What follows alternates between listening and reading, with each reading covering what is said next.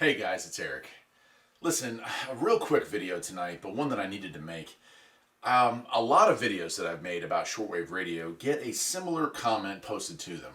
There's nothing on shortwave, is what I'm told.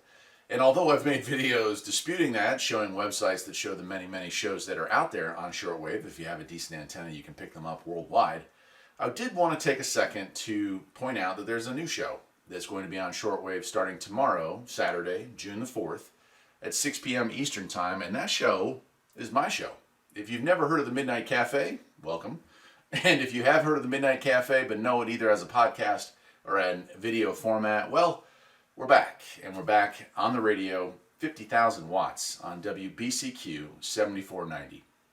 So I hope some of you out there will take the time to turn on your little shortwave radios, tune to 7490 tomorrow, and catch what hopefully is the beginning of a new chapter in the history of the Midnight Cafe.